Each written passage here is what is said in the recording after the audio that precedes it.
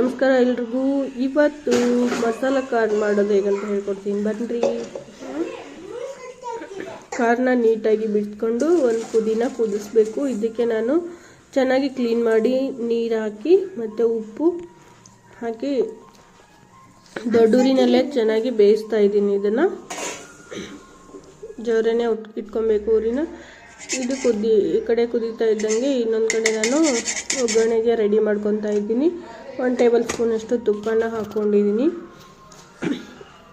ತುಪ್ಪನ ಹಾಕ್ಕೊಂಡು ಅದೆಲ್ಲ ಕರಗಿದ ಮೇಲೆ ಕುದಿಸ್ಕೊಂಡಿದ್ವಲ್ಲ ಕಾರ್ನು, ಅದನ್ನ ನೀರೆಲ್ಲ ತೆಗೆದ್ಬಿಟ್ಟು ಇದಕ್ಕೆ ಕಾದಿರೋ ತುಪ್ಪಕ್ಕೆ ಹಾಕ್ಕೋಬೇಕು.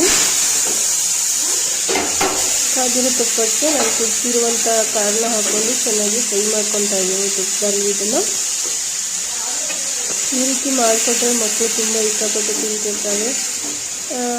ಅದಕ್ಕಾಗಿ ನಾನು 2 ಕಾರ್ನ ಚೆನ್ನಾಗಿ ಸುಲ್ಕೊಂಡು ಇದಕ್ಕೆ ತುಪ್ಪದಲ್ಲಿ ಫ್ರೈ ಮಾಡ್ಕೊತಾ ಇದ್ದೀನಿ.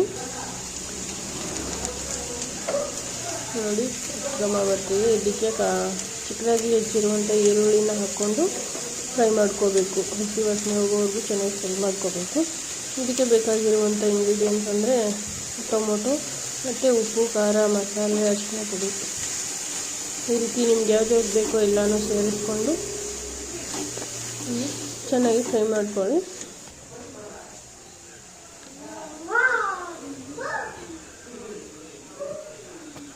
ಖಾರನ ಸೇರಿಸ್ಕೊತಾ ಇದ್ದೀನಿ. ಇದಕ್ಕೆ ಬೇಕಾಗಿರೋದು ಮೇಯ್ನಾಗಿ ಚಾಟ್ ಮಸಾಲ.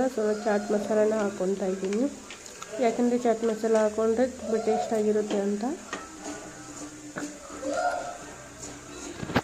ಚಾಟ್ ಮಸಾಲಾನ ಸೇರಿಸ್ಕೊತಾ ಇದ್ದೀನಿ.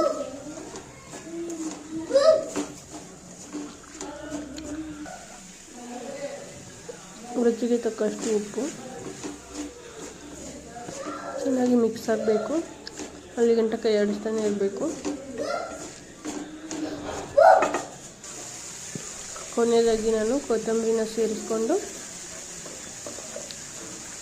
ಮಿಕ್ಸ್ ಮಾಡ್ಕೊತೀನಿ. ಮಿಕ್ಸ್ ಮಾಡ್ಕೊಂಡು ಒಂದು ಬೌಲ್ಗೆ ಸರ್ವ್ ಮಾಡಿಕೊಂಡು ಮಕ್ಕಳಿಗೆ ಕೊಟ್ಟರೆ ತುಂಬ ಟೇಸ್ಟಿಯಾಗಿರುತ್ತೆ. ನಮ್ಮನೇಲಿ ಎಲ್ಲರಿಗೂ ಕೋಲ್ಡ್ ಆಗಿತ್ತು. ಸೊ ನೆಗಡಿಯಾಗಿ ಎಲ್ಲರಿಗೂ ಬಾಯಿ ಕೆಟ್ಟಿತ್ತು. ಏನು ತಿಂದರೂ ಎಲ್ಲನೂ ಒಂಥರ ವಿಷ ಅನ್ನಿಸ್ತಿತ್ತು. ಯಾವುದೂ ತಿನ್ನೋಕ್ಕೆ ಮನಸ್ಸು ಬರ್ತಿರ್ಲಿಲ್ಲ. ಹಂಗಾಗಿ ಮಕ್ಳಿಗೂ ಈ ಥರ ಮಾಡಿಕೊಟ್ಟೆ. ನೀವು ಒಂದ್ಸಲ ಮಾಡಿಕೊಡಿ ಮಕ್ಕಳಿಗೆ. ಇನ್ನೂ ಒಂದ್ಸಲ ಮಾಡಿಕೊಡಿ ಅಂತ ಕೇಳ್ತಿರ್ತಾಳೆ.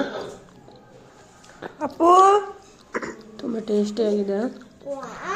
ನನ್ನ ಮಗ ಅಂತೂ ಫುಲ್ ಖುಷಿ ಹೋಗ್ಬಿಟ್ಟು ಅದನ್ನು ನೋಡಿ. Take it.